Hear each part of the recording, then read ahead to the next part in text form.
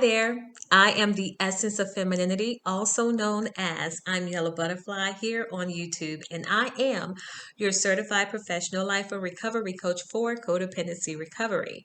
Today, I want to talk to you about the dynamics of family, specifically the mother wound. And over the last couple of weeks, I've mentioned that I want to stay within the dynamics of family because this is where the bulk of the codependency began.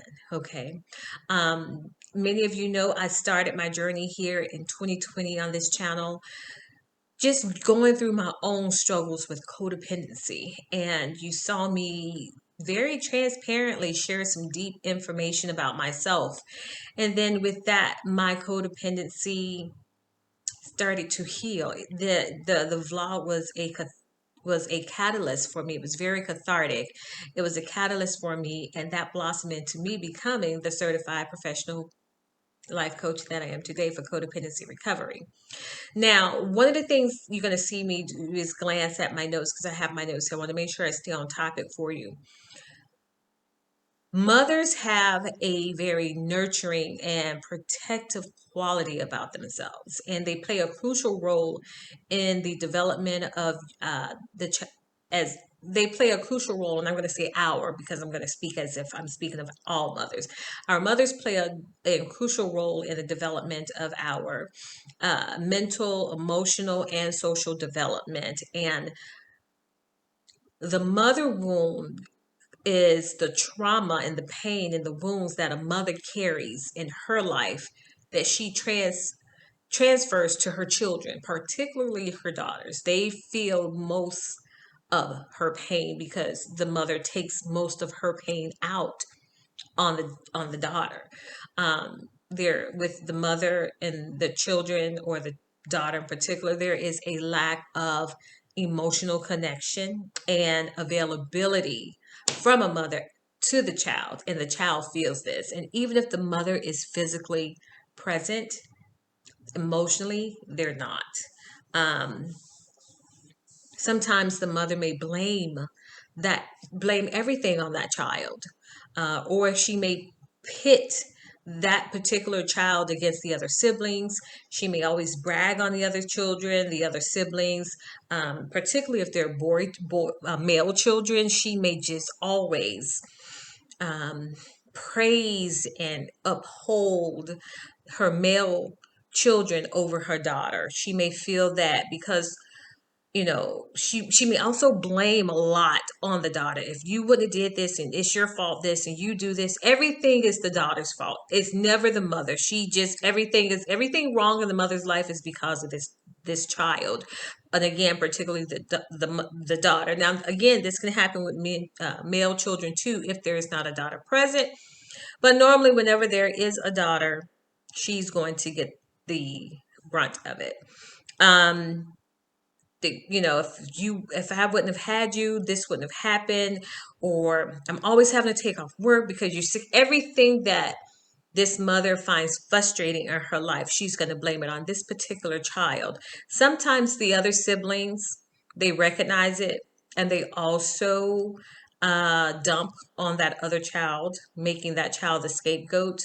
But normally the mother embraces those other children if they're boys, and really come down hard on the daughter, and feels that the daughter should do everything to please her, satisfy her, cater to her, take care of her. That daughter is almost fully responsible for the well-being of that mother's life in that mother-daughter wound, that mother wound. There are some signs that you could look for in the mother wound, and these are just some. Now, just because I don't mention something you're experiencing doesn't necessarily mean that you're not experiencing a mother wound. And sidebar, this is why I love for clients that I work with to have had counseling or therapy previously before seeing me, because as a coach, I'm to help you get to your goals. A therapist is going to help you see where you've been, what you've gone through, and why you are the way you are. I come in as, now that you know why you are the way that you are, you know where you've been, you know what you've gone through. I am going to help you get to to the end goal. You're going to see that light at the end of the tunnel, and that's where my coaching comes in to help you.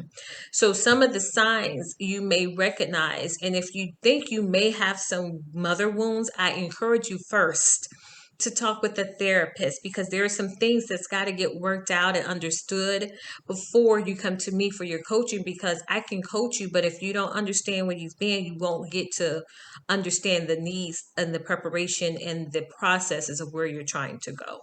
So, with that said, I want to go back to some of the signs of identifying these mother wounds, and you've never felt like your mother just approved of you for no reason. You just always feel like you're trying to get her approval, just to say I'm proud of you, or job well done, or just to see a smile on the two corners of her mouth, just to see them turn up because she's proud of something that you've done. Now, don't get me wrong, she may tell people in public, or she may tell others, oh yeah, I'm so proud of Jane Doe or John Doe, but you're treated completely opposite of what she's displaying outwardly. You're completed completely differently inwardly. Behind closed doors, others don't see what you're doing, what's going on. They don't know what you're going through. They don't know what you're experiencing. And so when you bring it up, it's easy to gaslight you. It looks as if you're the problem, because outwardly that mother is showing the world that she's so proud and loves her daughter so much, or her children so much, but inwardly and behind closed doors is a completely different story. Other signs are, you have a hard time missing your mother emotionally. Like, she wears you out so much, she wears you out so much emotionally that you don't miss her when she's not around. You don't have a connection with her. Like, there are people that I have talked to, and there are things that I've studied that show sometimes when that parent passes on in transition and death, there's no remorse, there's no grievance, there's no sadness. It's almost like a sign of relief, because you feel like you can relax. You feel like that weight is gone. They brought a lot of grief and toxicity to you. You found like you feel it. It almost feels the way when you regurgitate after being sick for so long, and that feeling of just relief.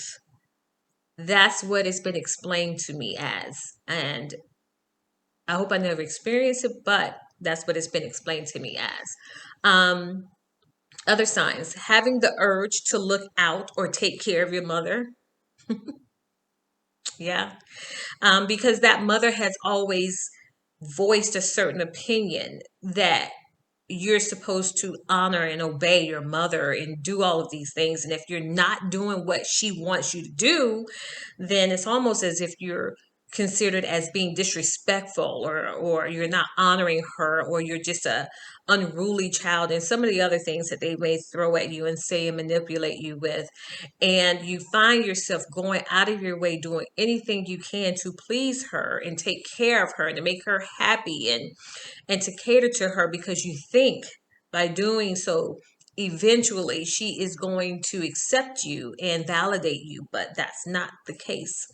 Sometimes you never get that, and you have to understand that that may never come, and you've got to learn how to process that and to be okay with it.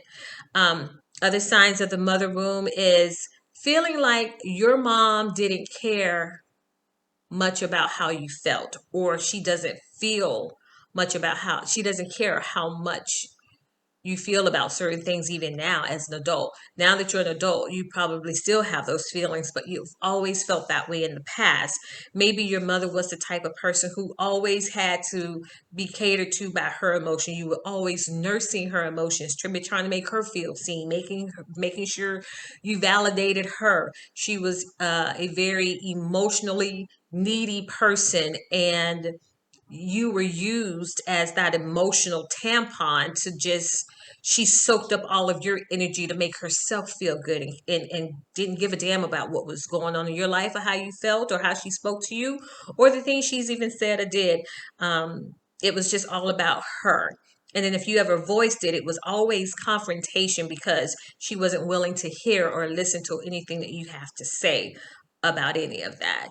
Also, being a mother who sets impossible goals for you. Your mother may have set some impossible goals for you to reach, goals that she would have never, that she's never even reached in her own life, but she set these goals for you because making you fail or having you fail or seeing you fail feels good for her because you are a reflection of the life she wanted and didn't achieve. You are a reflection of the life that you're doing things in your life and she didn't get a chance to do it, and she feels like because you're the child, you're the reason she didn't get to achieve those things in her life. You're the reason, of course everything is being blamed on you. You're the reason this and you're the reason that, and because of you. So your mother may set some goals that are just impossible, and you're just running around like a chicken with their neck cut off because you want to achieve them so bad, vying for that attention, that love, that emotional connection that will never come. All right. Also, just having not enough love from your mother, like kisses, hugs, I love you, affection, cuddling. Those are signs of mother wounds. And even as an adult, you get older and you come around your mom and you want her to say, I love you, or put her arms around you, or you may give her some big news about a promotion or a job or anything. You want to hear her say, well, you know what? I am so proud of you. And it just doesn't happen. It just doesn't roll off her tongue. It just won't happen. Now that you're an adult, now these are some signs of the mother wound that I shared with you just then, but as an adult, as you grow and you become a full-fledged adult and you're looking back, now you're realizing, I don't know who I am because all I've done is just take care of my mom, do what she want me to do, live under her expectations, allow her to manipulate me, just be under her control. Everything I did was wrong, and so I was always trying to do what she wanted me to do. And I have my own interests and desires, and I know who I want to be, but I can't be her. I'm afraid to be her because I have to be this approved version of what my mom wants. And even if I am that approved version of what my mom wants, I'm still not good enough. It's still not going to meet her standards. And I just don't know who I am anymore. That's just an example. Also, as an adult, you may not be able to set good boundaries or healthy boundaries. You may set a boundary and you're on number 6 or 7 of them doing it over and over again. You're giving them a 6th or 7th chance to get it right. And they're never going to get it right because they're never going to honor your boundaries. Like, they don't respect you. And they've shown you that all your life. And no matter what, they'll throw it up in your face. I did this for you and I did that for you. And you're like, oh my gosh. Because then you'll stop wanting them to do anything for you, whatever little they did do. And not necessarily very little that they did do. They probably did take care of you. They just was not there emotionally. They didn't help you develop mentally, emotionally, and socially as a mother normally does with their children. Also, being very strict and controlling. This is a sign that you're acting out as in your own personal life towards others. You're being very strict, you're being very controlling towards others because you feel the need to you feel the need to put everything in a box to control your emotions. And so that's where you are now as an adult because of these mother wounds. You're controlling, you're strict. You want to always know what's happening and what's going on. You don't know any better. You don't know any better. You always, and another thing, you try to please people often. You are such a people pleaser. You hate and resent so much because you're always doing what you don't want to do. Someone invites you to a party, you don't want to go. They tell you, "Oh, you got to wear white. That's your you hate wearing white, but you do it. You show up, you do it. You're miserable the entire time, but you're there because you want to make sure someone else is happy. You're always trying to make other people happy because you know what it feels like not to be happy, and you're also looking for acceptance with other people. So that's why you're doing things to please them. You have been pretty much trained and groomed your entire life to people please because you did it towards your mother. You did everything trying to get her affection, her approval, her validation. And so now you jump through hoops trying to say, hey, look at me, will you please accept me? You're trying to get into this circle of motherly love that you're not going to get into, and now you're trying to do the same thing with people that you meet. You don't want to let anyone down, you don't want to tell anyone no, you don't want to upset anyone, or you don't want anyone to be mad at you, you don't want to be talked about, you don't want to get the wrong look. I mean, it's to the point where it's so controlling of who you are, you become a robot. And it's sickening. It's sickening. And then you're not aware of your feelings. You cover them up, you mask them. You're angry inside. Somebody does something to offend you and you don't tell them, but you'll talk about it to someone else, or you'll go home and cry, or they'll offend you or do something that you don't like. And instead of exerting your boundaries, you'll just not talk to them again. Now, I did a video a while back stating that sometimes it is necessary to ghost the person, because if you know that you're dealing with a strong personality and you're just not there yet with your boundaries and needing to walk away, knowing that you don't want to have anything else to do with this person ever again, then that's fine. But if it's, let's just say it's a cousin or uncle or aunt or a friend, someone that you're going to interact with on a regular basis, and they keep doing something to you over and over and over again, and you don't say anything because you're afraid. You're afraid because of what it was like when you tried to voice yourself with your mother and the way she treated you. So you take that into every relationship that you have. You don't say anything to anybody, you just let it go. Also, you are not aware of your feelings. I'm sorry, you're not aware of your mental health. You're not aware of your depression. You're not aware of your low self-esteem. You're not aware of your low self-worth. You're not aware of any of that, because you think you deserve everything that you get, because you've been brought up in that environment from a little baby up until wherever you are in age now. You have always accepted that. And so knowing that you deserve better, and knowing that you are worthy, and your self-esteem can be higher, when someone compliments you, you find it hard to believe, because you've been hearing something opposite all your life. How could they actually think something great about me? How could they actually think I'm smart or something wonderful? Because I've never heard that before. And another thing that I actually experienced was, now some people, they'll experience eating disorders, drugs, alcohol, sex addiction, excuse me. Mine was shopping. I just thought I had a sense for fashion, but I didn't know it was to mask pain. So sometimes it could show up in spending an exorbitant amount of money. Some people is because they always want to look good. They feel like if I look good, I look the part, I will be accepted.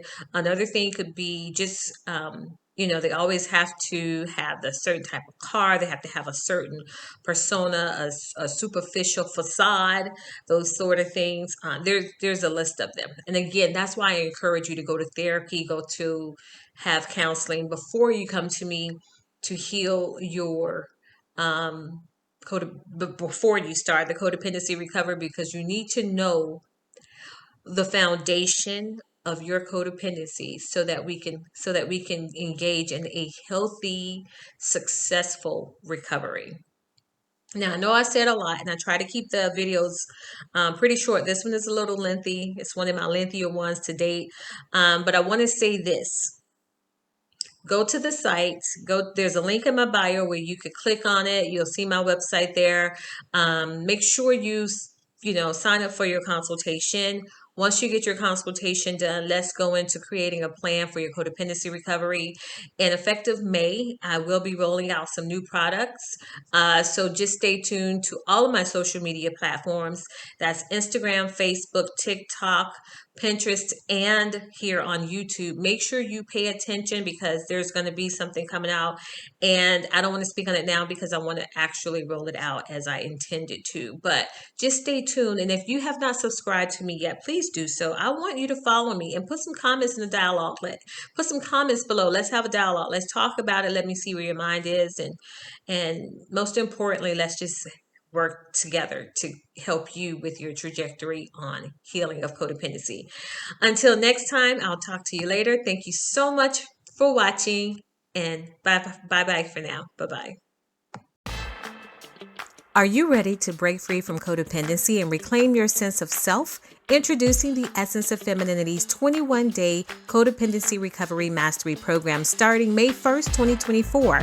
Led by a certified professional life and recovery coach, this program offers guidance and support to help you navigate the complexities of codependency and foster healthier relationships. But hurry, participation is limited and seats are filling up fast. Don't miss this opportunity to embark on a journey of healing and empowerment.